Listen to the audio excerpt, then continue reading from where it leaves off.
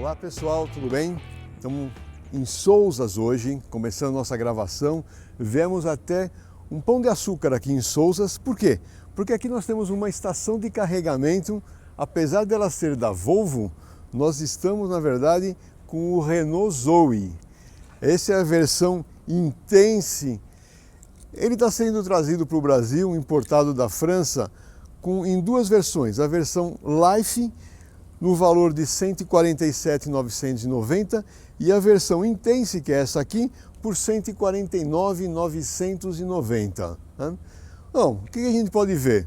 É um carro relativamente pequeno, é um hatch, tá?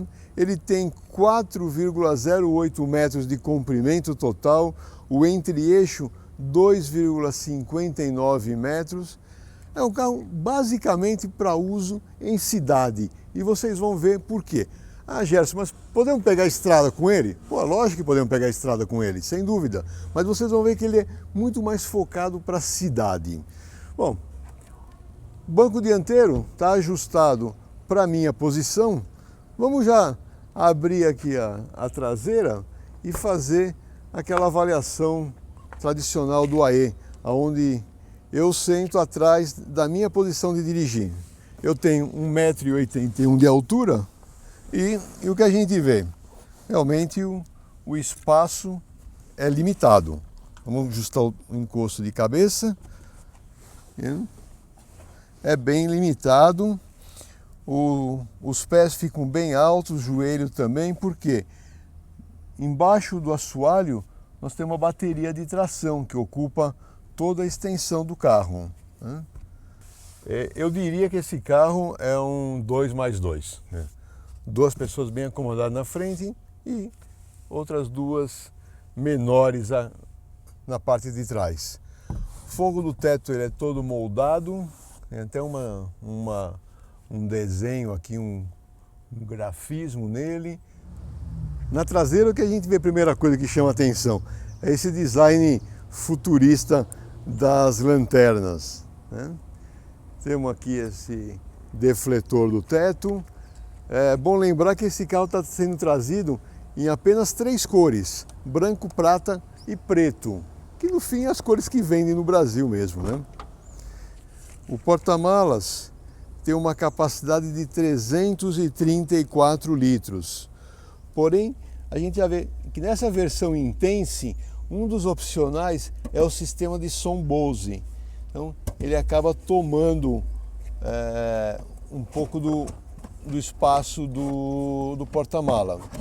E não temos um step. O que temos? Um kit de reparo e de enchimento. A gente vê aqui também no porta-mala as fixações superiores, para você passar a cinta para fixação de cadeira de criança. Então, bastante simplicidade no carro. Bom, na dianteira, novamente, frente é bem em cunha, seguindo a linha do para-brisa. Conjunto óptico em LED.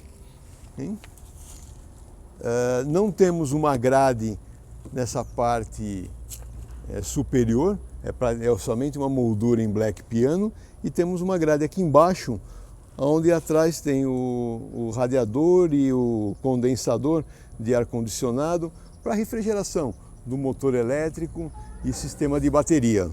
Bom, vamos verificar o compartimento do motor. Primeira coisa bacana é mola a gás para abrir o capô. O motor elétrico de 92 cavalos, ele oferece essa potência entre 3.000 e 11.300 RPM. E o torque máximo é de 22,4 kgfm. A bateria é de 41 kWh. Com essa bateria é possível cerca de 300 km de autonomia. Lógico, essa autonomia nos elétricos ela varia, depende da tua condição de direção, da temperatura externa, quanto que o ar-condicionado tem que estar funcionando para resfriar a cabine e até mesmo para resfriar os sistemas de propulsão. Interessante que a gente vê aqui nesse compartimento é a bateria de 12 volts, que é normal para tocar todos os sistemas elétricos convencionais do carro. Tudo que a gente vê de cabos laranja são de alta voltagem, 400 volts, e parece até um filtro de ar, isso que está aqui em cima de todo o conjunto motor e conversores.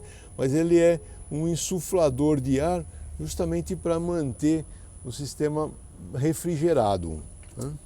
Em termos de desempenho, o 0 a 100 é de 13,2 segundos e a velocidade máxima de 135 km por hora, obviamente limitada nessa velocidade. O peso total do carro é de 1.480 quilos, então aí você vê essa relação.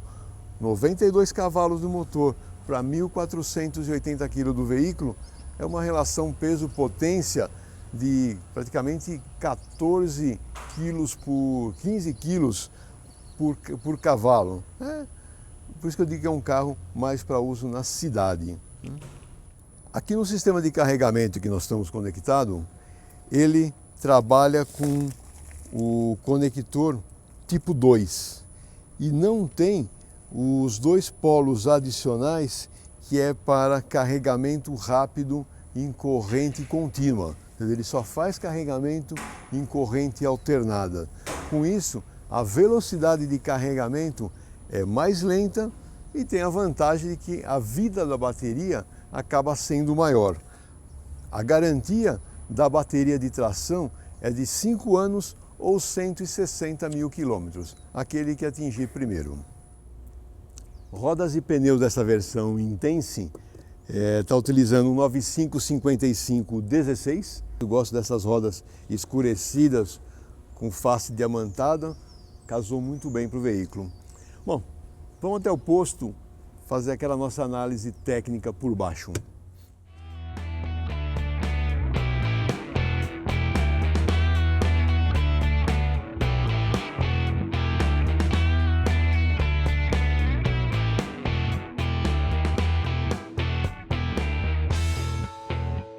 Bom, vamos fazer a análise técnica por baixo do veículo.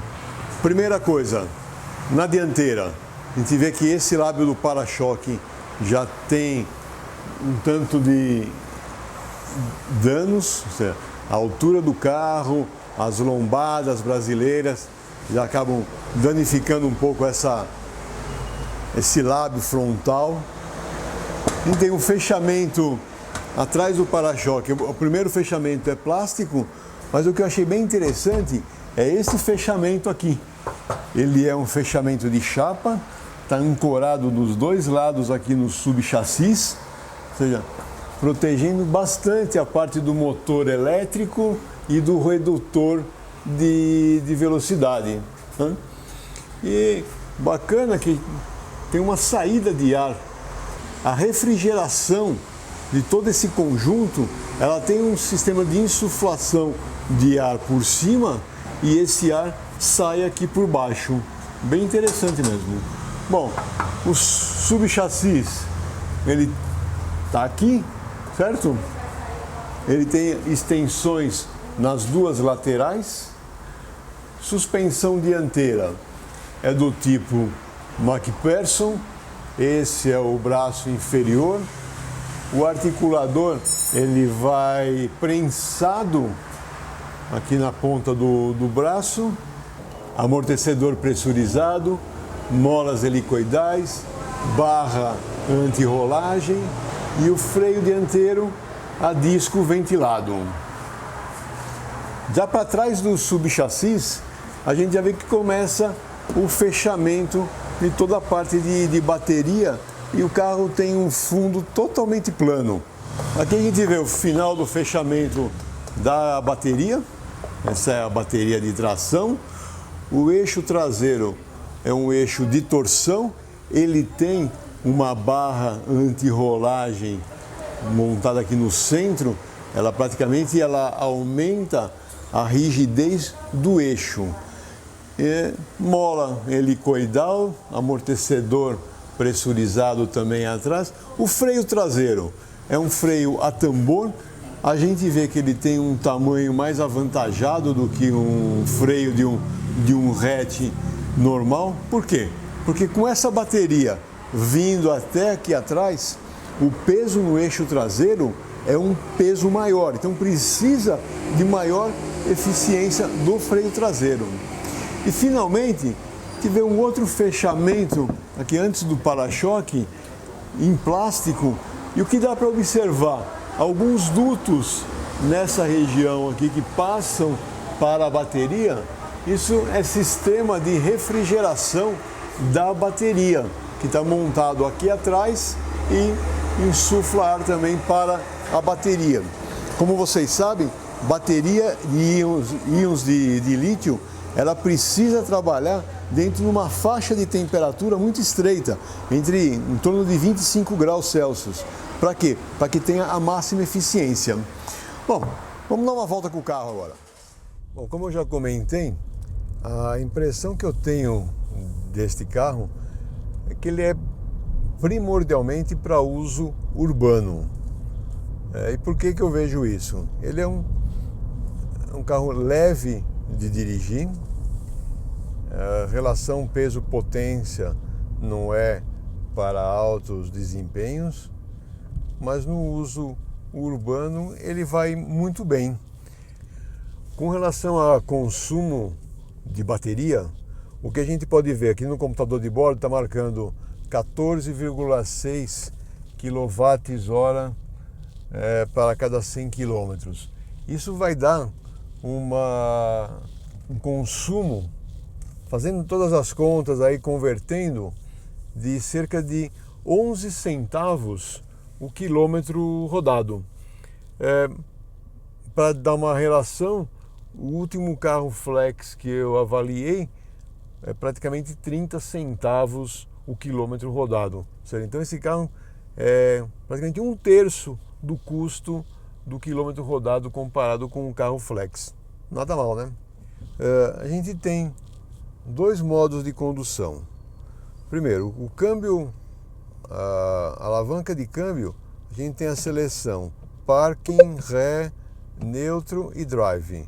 Não tem mais nenhuma outra condição, aquelas que a gente costuma ver nos carros elétricos, uma condição B de brake, por exemplo, freio. Esse carro não tem. A gente tem o modo Eco, que é o modo que nós estamos dirigindo agora. Caso você queira sair fora do modo Eco e buscar um pouco mais de desempenho, basta acelerar. O curso do pedal do acelerador é longo, mas ele tem um curso, ele tem um primeiro batente e um curso adicional. Esse curso adicional, ele busca o quê?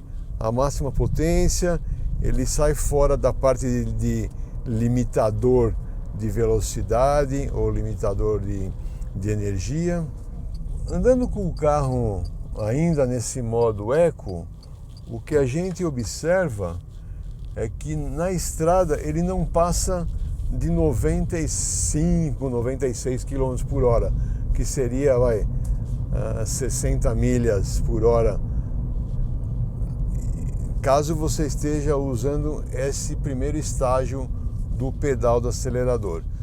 Se você quiser ir um pouco mais, basta buscar esse curso adicional, que aí ele supera esse limitador de velocidade. Obviamente, o consumo de bateria, o consumo da energia elétrica da bateria acaba se esgotando mais rapidamente.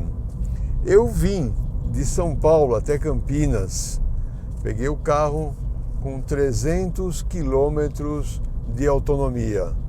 Cheguei aqui com 170 quilômetros de autonomia. Eu gastei 130 quilômetros de autonomia, tendo rodado 120. Por que isso? Porque em alguns trechos da estrada eu fiquei comutando entre o Eco e o normal.